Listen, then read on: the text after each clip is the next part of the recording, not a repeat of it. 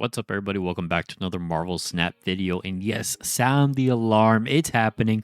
We got a live bounce patch live right now at the time of recording this video.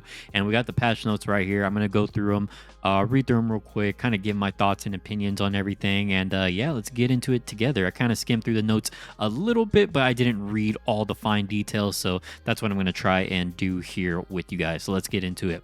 April 6th, OTA balance updates. For those unaware, OTA stands for over the air and refers to a hotfix change we're making to content outside of our usual semi-monthly patch schedule. So over the air is kind of just like a hot fixes, kind of like a mini patch, I guess, in between the bigger monthly patches or semi-monthly patches, they say here. And they're saying they're making 4 changes in an ongoing effort to encourage a more diverse spread of decks and individual cards being played. To set expectations, this patch won't cure all the metagame's ills, but it should represent an improvement until our next action-packed patch. So it sounds like the next full big patch will probably be a big one, and yeah, I'm hoping so. So first off, we have Red Skull here, another Red Skull change, going from a 513 to 512. His ongoing ability is still the same, where enemy cards have +1 power.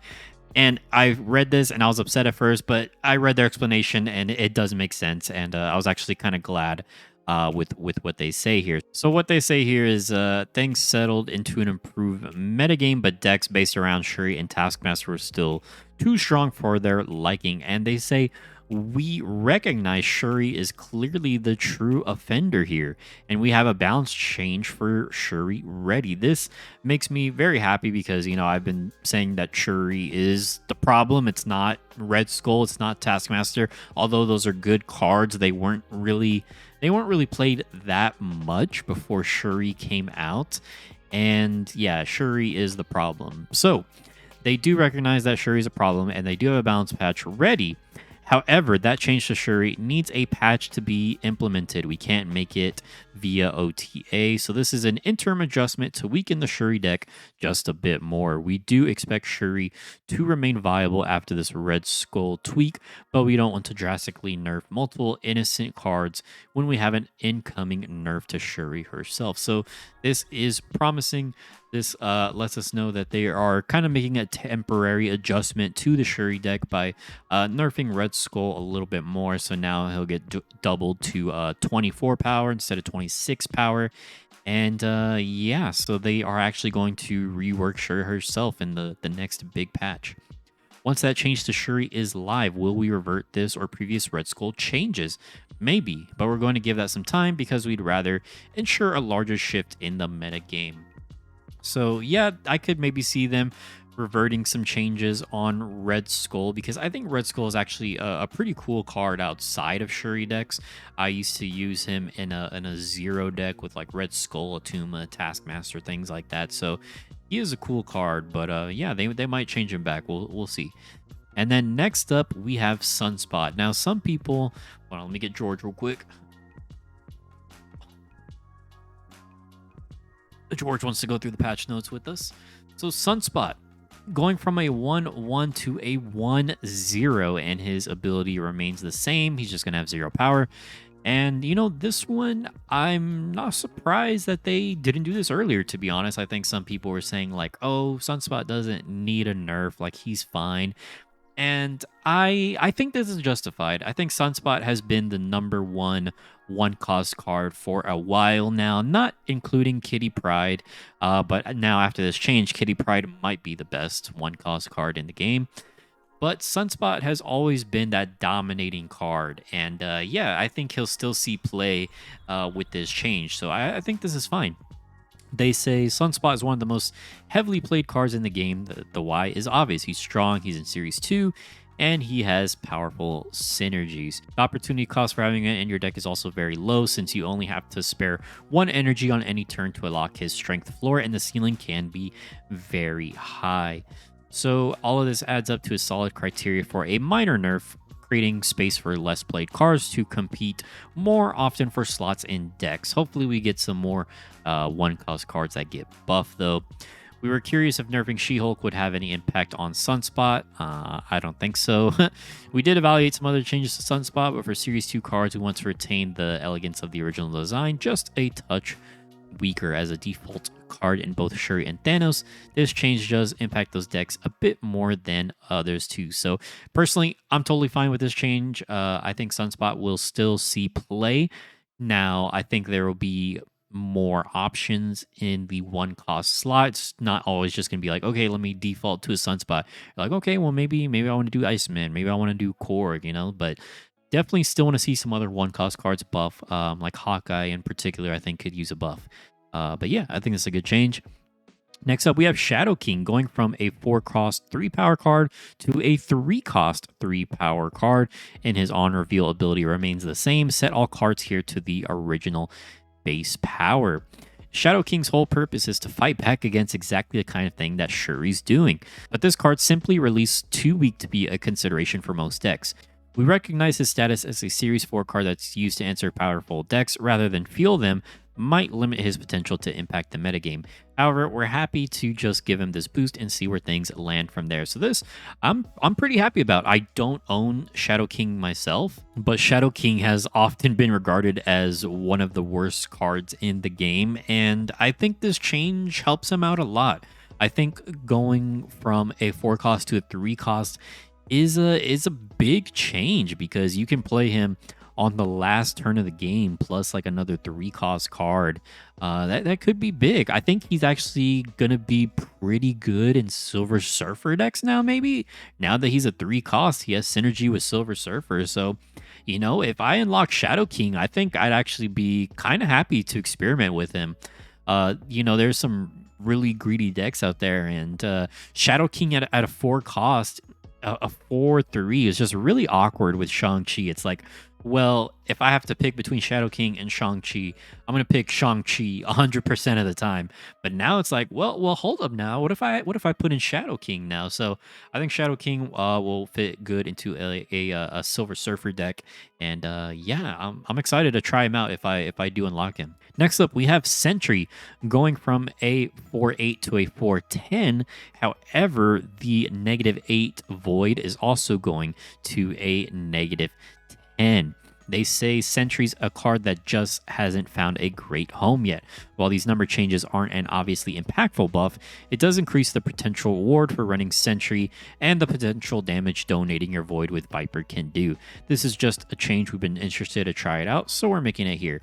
I like this. I think Sentry is, again, another card that didn't really see a lot of play. I think it's better than Shadow King, or at least better than the old Shadow King before these changes. But yeah, you didn't really see Sentry played a lot. I always thought this was a really interesting card. There's some interesting ways you can interact with the Void, right? Like you can fill up that location so it doesn't add the Void. You can destroy the Void with Carnage or Deathlock, or you can kick it over with Viper, which would be like the most ideal situation. But I think this is a good change. I'm happy for buffs. I got to give it to Second Dinner, and I was saying with the last balance patch, I was kind of disappointed that there wasn't any buffs, and we're seeing some buffs here to Shadow King and Sentry. So yeah, I really, really dig this. And Sentry, again, if I unlock Sentry, I would be happy, honestly. I want to experiment with this card. So yeah, well done here. Now Second Dinner takes a chance here to talk about balance changes in the future, which I really appreciate. Again, I got to give Second Dinner props. Like, every time I kind of like start to like doubt them a little bit or lose faith in them a little bit, like they come back with these just like really great balance patches, really great communication from the team. And it's just such a weird push and pull with this game because of like, oh my god, it's like, man, Marvel Snap, dude. It's like, oh, I hate Shuri. The meta's so boring. And it's like, I can't unlock all these new cards. And then they're like, okay, well, we're listening. We're coming out with all this stuff. And it's like, oh man, they're listening. So it's this roller coaster of emotions where I'm like, dang, I'm not feeling it right now. I'm like, oh, this new balance patch. And it's back and forth. But anyways, let me read what they said. I digress. Speaking of changes we're interested in trying out, we have an exciting announcement about the future of card balance for Marvel Snap. Starting with our upcoming April patch, currently scheduled for April 18th, will be making weekly changes to cards in the game.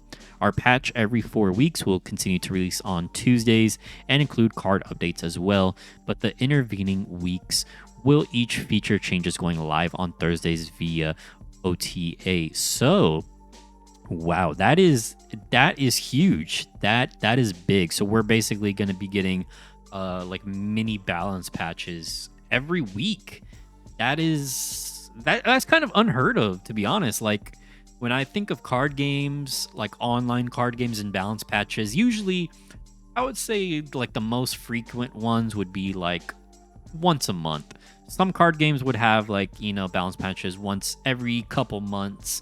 But every week, that is huge. I mean, that's pretty exciting for me personally, like as a content creator to, kind of make new decks around new cards that are getting nerfed, buffed, and whatnot. So this is really exciting. I think a lot of people have been asking for more balance patches, myself included. And yeah, this is exciting. So really happy about that.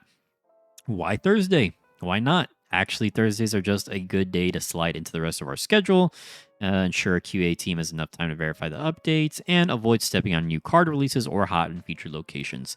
I get to work from home on Thursday, so that's why I'm able to put out this video anyways. What kind of changes will we make? Our OTA tool gives us the ability to make changes within about a week or two, but is limited in what we can change. So they can only do number changes via OTA. And what I mean by number changes is changing energy cost and changing power. So like today's over the air patch. And they say our larger patches will still be addressing most major changes to card functionality and VFX. So I'm assuming that's what they're referring to, like with the Shuri nerf. They're gonna do like a whole rework and not just change her cost and power. So that's what I'm assuming what the next big patch will have. Will we be nerfing or buffing cards? Well, as you can see with Sentry and Shadow King, we do intend to buff cards through OTA. In fact, we're going to guarantee at least one buff in each of these updates. Very happy about that. Very happy about buffs, because nerfs all the time, while nerfs are needed, I think buffs can be more exciting. I think buffs are more exciting than nerfs. So very happy to hear that. We will also use this method to balance the metagame with nerfs, but only when it's deemed necessary. And how many cards will change each week? Our target is 2 to 4 cards each week. On patch weeks, it's possible we'll change more, as that's a unique access point for us. So 2 to 4 cards each week will be getting changed. I am totally fine with that. I don't want them to like overwork themselves, because that is a lot of work doing weekly balance patches. Like 2 to 4, I mean, that's fine with me right now. And how will we pick which cards to change? We have a list of buffs and a very small list of nerfs that we're making to existing content. We're prioritizing them based on how we expect the individual changes to affect the metagame, or even combine with new cards and locations, but we'll shift them around based on the live metagame. Why not just make all those changes now? Well, I haven't read this yet, but I'm assuming they don't want to make too many changes at once, but let me see what they say here. One of the things we're wary of with balance patches is how much changes too much, right? We've avoided changing more than a handful of cards at a time for a while now, and we think that's a good thing because they're easier to digest. Plus, pacing out these changes lets us lightly freshen the metagame periodically, rather than shake it up all at once and then watch things settle into a new state of stasis. So I'm okay with that. I think, doing a couple small changes at a time, and then they have their big balance patches that they were talking about, like the monthly or semi-monthly balance patches, and then the small like weekly over the air changes. So yeah, I'm cool with this as well. How long will we do this? We've planned a trial period for May, and depending on how it goes, we may continue onward. We're optimistic about that at the moment. So they're going to be doing weekly changes for May, and then depending on how it goes, they may continue. So it sounds good to me, and I think that is it. And it seems like people are mostly happy compared with the amount of the upvotes compared to the downvotes here. I'm gonna give it an up. I'm gonna give it an upvote. Yeah, I'm super happy about this. I know I've been complaining about the metagame being kind of whack for a while now, and I love the buff to Shadow King and to Sentry, to some lesser played cards, and maybe I'll consider picking them up in the token shop. I don't know. I'll have to check it out, see what other creators make with these deck lists. But I think Shadow King in a Silver Surfer deck, I think that's going to be legit. I think it'll be legit, actually, because I had a Silver Surfer deck with Shang-Chi in it, and it was good when I had Zabu on the board, because then Shang-Chi would cost 3. But if I didn't have Zabu, Shang-Chi would just cost 4, and that could be a little bit awkward. So Shadow King fitting into Silver Surfer deck, I think, is really, really cool. So overall, really happy with these balance changes. Let me know what you guys think about these changes. And if you enjoyed the video, make sure to like and subscribe. I would really, really appreciate you guys. And once again, thanks for watching. I'll see you on the next one. Later.